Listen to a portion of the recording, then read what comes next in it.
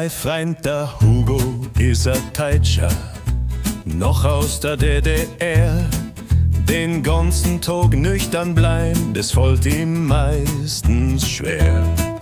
Jetzt ist er schon lang bei uns da, ist ganz wie neu geboren, ist auf den Geschmack vom Nehmen kommen, ein Unternehmer ist er one.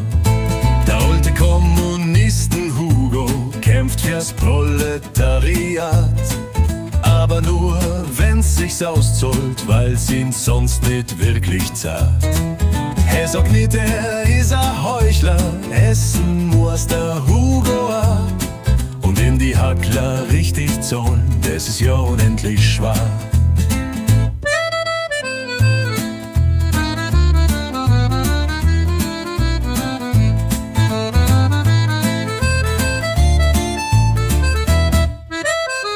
Als er junger war, er a Punker, erste Reihe im linken Block. Am 1. Mai aufmarschiert, mit Zirkel und mit Stock. Heut tut er lieber sein Geld zählen, Inventar kontrollieren, den Betrieb a gescheit ausbauen und a fest investieren.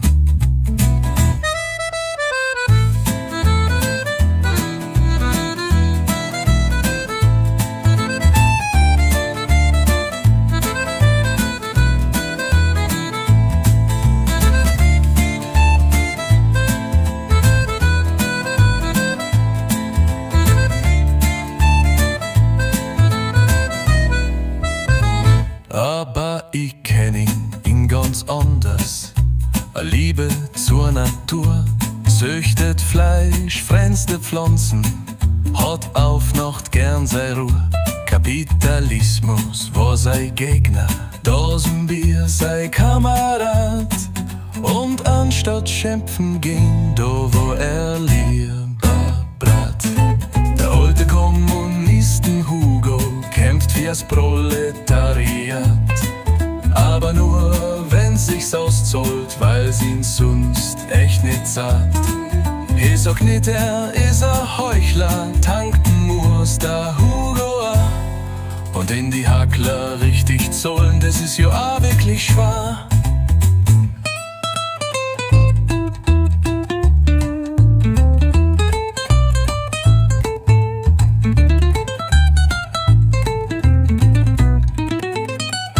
Wenn er bei der Müllparty nicht schlaft, schaut er in die Weiber beim Brunzen zu.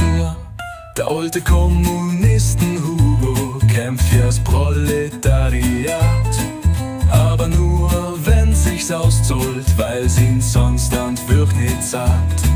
Ich sag nicht, er ist ein Heuchler, Strom und Wasser braucht er auch. Und in die Hackler richtig zahlen, das ist ja richtig schwer.